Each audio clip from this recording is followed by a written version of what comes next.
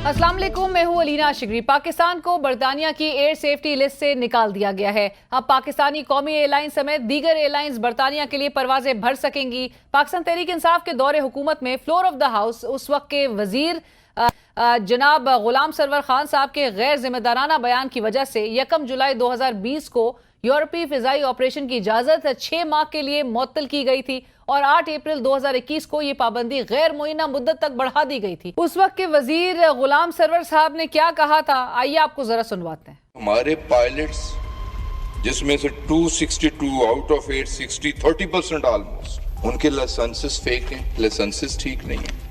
उन्होंने exams proper नहीं दिए, खुद नहीं दिए, उनका वो फ्लाइंग एक्सपीरियंस नहीं है। ये बताना भी जरूरी था इसके साथ ही साथ, और सिर्फ ये बता नहीं रहे, इस पे हमने एक्शन भी शुरू करवा दिया। एक ऐसे वक्त में जब भारत पाकिस्तान के खिलाफ लॉबिंग करने और इस इकदाम को ब्लॉक करने में मसरूफ हो, बिलाशुबा ये पाकिस्तान के लिए एक और जीत है। अवाम के लिए जहां एक अच्छी खबर है, वहीं गुज़िश्ता रात बुरी खबर भी अवाम के सरों पर पेट्रोल बम की सूरत पर नाजिल हुई। आज के हुक्मरान माजी में तेल की कीमतों में इजाफे पर क्या बयान दिया करते थे, अब आपको वो सुनवाते हैं। पेट्रोल की कीमत तारीख की 73 साल की बुलंद तरीन सतह पे अपनी सवारी में पेट्रोल डलवाए, अपने बच्चों के लिए रोटी ले। तेल की जो कीमत है हुकूमत को 70 रुपए फी लीटर फिल फॉर उसमें कमी करनी चाहिए। अगर आप तेल की कीमत कम कर दे तो हुकूमत को कोई नुकसान नहीं। तेल की कीमत बढ़ती है तो आटे की कीमत बढ़ती है, सब्जी की कीमत बढ़ती है, सब चीजों की कीमतें तेल की कीमत के साथ बढ़ती है। तेल की कीमतें जो बढ़ाई हैं वो रात के अंधेरे में बढ़ाई। अब बताएं कि रात के अंधेरे में तो डाके पड़ते। जब बिजली और पेट्रोल की कीमतों में इजाफा हो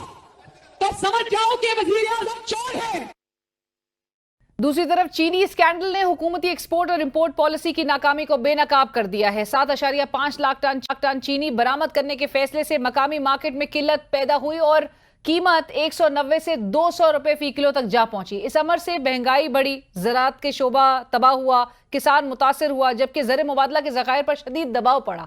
आज वज़ीर आज़म साहब ने फैसला तो किया है कि हर 2 माह बाद वजारतों से कारकर्दगी की रिपोर्ट तलब की जाएगी, लेकिन वज़ीर आज़म साहब साबका दौर में ऑपोजिशन में बैठकर चीनी स्कैंडल कहा करते थे। आइए आपको अब वो भी सुनाते हैं। एक ऐसा पाकिस्तान है कि जहाँ पर पहले चीनी बाहर भेजी जाती है, अरबों रुपए जेब में डाले जाते हैं, फिर चीनी बाहर से मंगवाई जाती है, अरबों रुपए जेब में डाले जाते हैं। इमरान खान के आगे आटा चोर, पीछे तिजरी चोर, बाएं चीनी चोर। फैसला शुगर की एक्सपोर्ट का है कि वजीर आजम इमरान खान ने पूरे होशो हवास के साथ किया। हालांकि वो जो शुगर एडवाइजरी बोर्ड थे उन्होंने जगह जगह उनको तनबीह की, वार्न किया कि हमारे पास तो सरप्लस नहीं है, एक्सपोर्ट कहां से करेंगे आप। कार्रवाई तो वजीर आजम के खिलाफ होनी चाहिए। वो वाला चूहा है जो लोगों का आटा खा गया, ये वो चूहा है इमरान खान जो लोगों की चीनी खा गया, ये वही चूहा है जो लोगों का सुकून खा गया। इमरान खान और उसकी हुकूमत चीनी चोर, आपकी आवाम की 400 अरब की चीनी खा गए। चीनी चोरी, आटा चोरी, उन सब के लिए एनआरओ।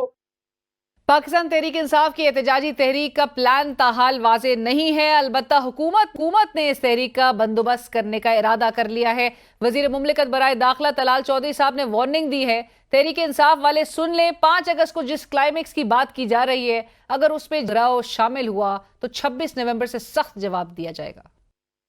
नाज़रीन, इस वक्त हमें प्रोग्राम में ज्वाइन कर रहे हैं राना सनाउल्लाह साहब। Although he needs no introduction, आप वज़ीर आज़म के मुशीर हैं बराए सियासी उमूर। राना साहब अस्सलाम वालेकुम, बहुत शुक्रिया प्रोग्राम के लिए वक्त निकालने के लिए। राना साहब, आपसे सबसे पहले तो राना साहब ज़रूर बताइएगा, गुज़िश्ता रोज़ आप वज़ीर आज़म शहबाज शरीफ साहब जो ऐवान सदर गए, सदर मुमलिकत जनाब आसिफ अली ज़रदारी साहब से मुलाकात हुई, आप भी उस मुलाकात में मौजूद थे, और जो मुल्क में जो चेमोगोइयाँ हो रही थी, जो रूमर्स गर्दिश कर रही थी कि सदर साहब शायद मुस्ताफ़ी हो जाएं, क्या अहवाल रहा उस मुलाकात का राना साहब?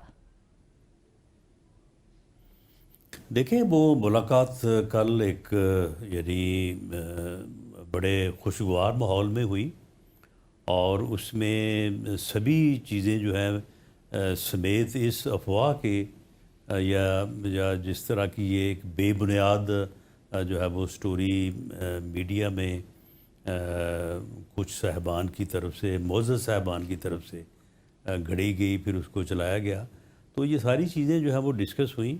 जो इंतज़ामी सूरत हाल है, जो सियासी सूरत हाल है, दहशतगर्दी से मुतल्लिक़ा जो सूरत हाल है, तो ये सारी चीज़ें जो हैं वो कल प्राइम मिनिस्टर साहब ने प्रेसिडेंट साहब को एतमाद में लिया, जो कि उनकी कॉन्स्टिट्यूशनल रिस्पॉन्सिबिलिटी है। تو اس میں بڑے ریلیکس اور بڑے ہی جو ہے وہ ایک جو ہے وہ یعنی جذبہ خیر سگالی اور بڑے خوشگوار ماحول میں جو ہے وہ یہ ساری باتیں ڈسکس ہوئی.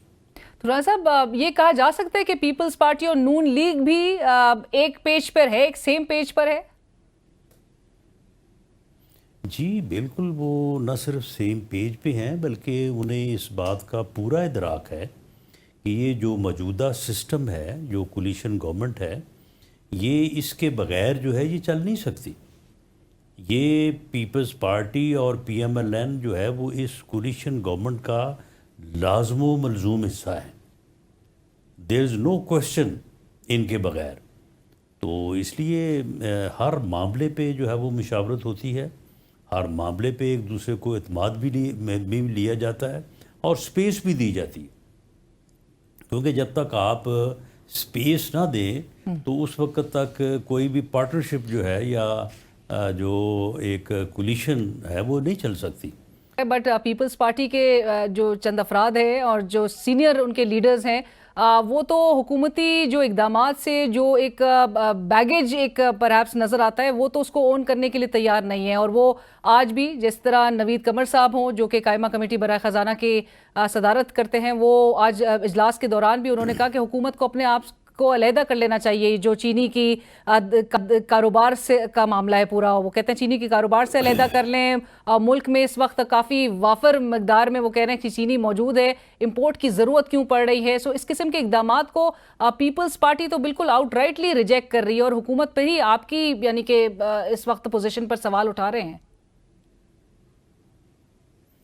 معاملات کو بہتر انداز سے آگے بڑھانے کے لیے یہ چیزیں ضروری ہوتی ہیں، کیونکہ ایک ڈیموکریٹک گورنمنٹ ہے، پارلیمنٹ ہے، تو وہاں پہ یہ کوئی رجمنٹ تو نہیں ہے کہ اس نے جو ہے وہ ایک ڈسپلن کے تحت جو ہے وہ چلنا ہے.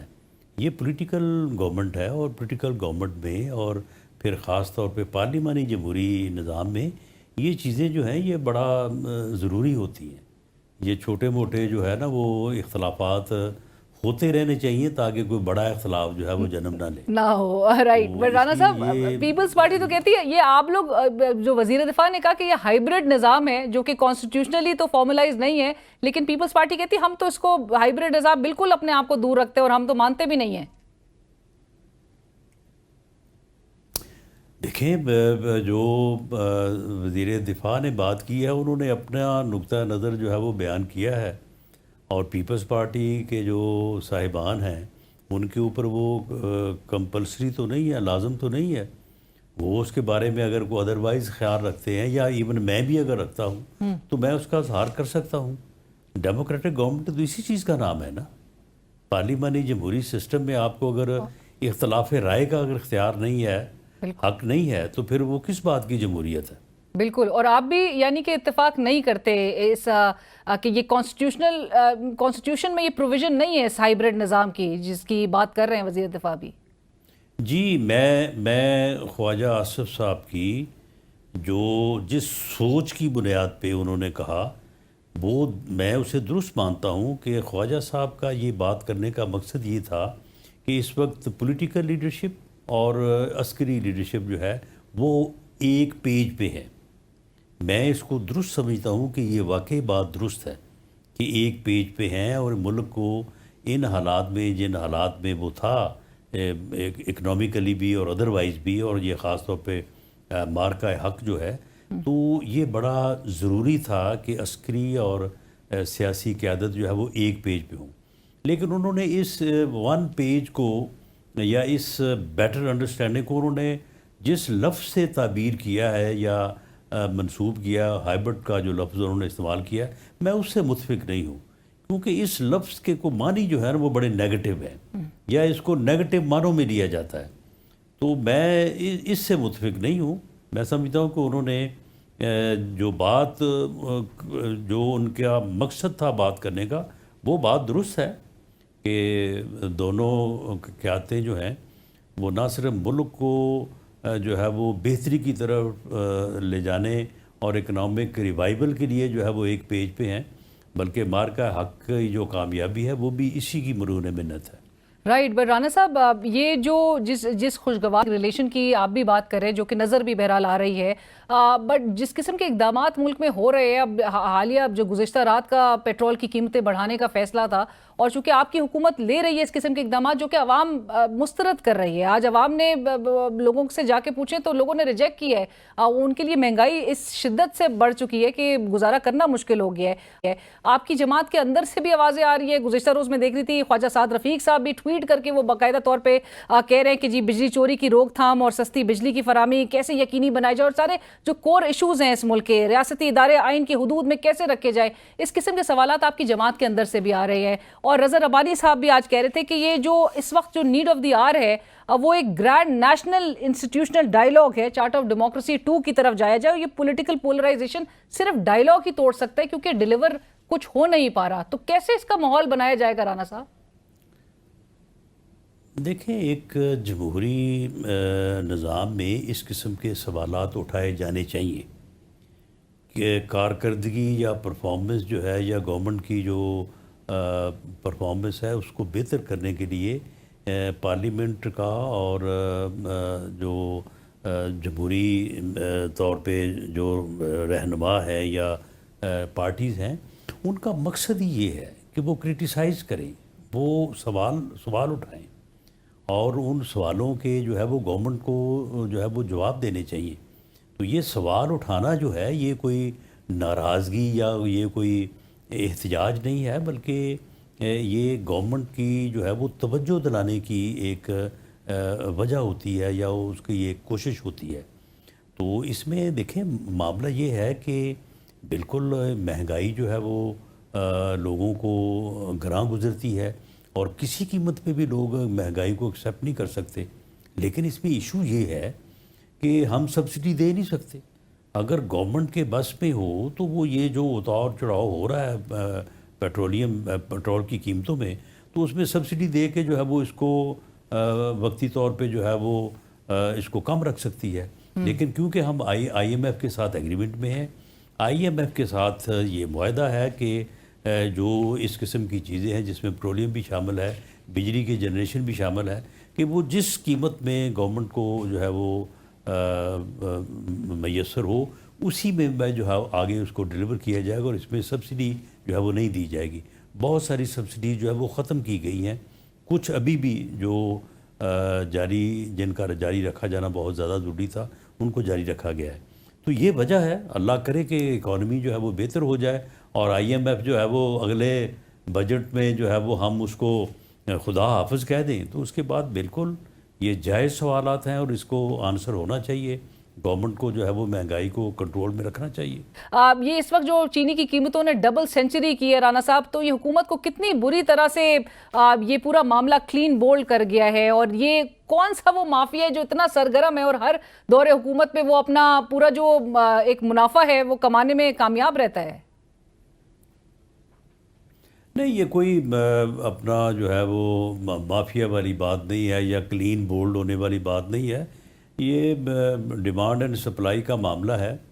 تو اس میں جب یہ فیصلہ ہوا تھا کہ چینی کو برآمد کیا جائے، اس وقت سٹاک جو ہے وہ وافر مقدار میں موجود تھا، اور بالکل اس صورتحال میں وہ درست فیصلہ تھا، لیکن بعد میں کوئی پروڈکشن میں جو ہے وہ کمی ہوئی ہے جو لاسٹ سیزن ہے، تو اس وجہ سے جو ہے وہ پھر یہ شارٹیج کی صورتحال پیدا ہوئی ہے۔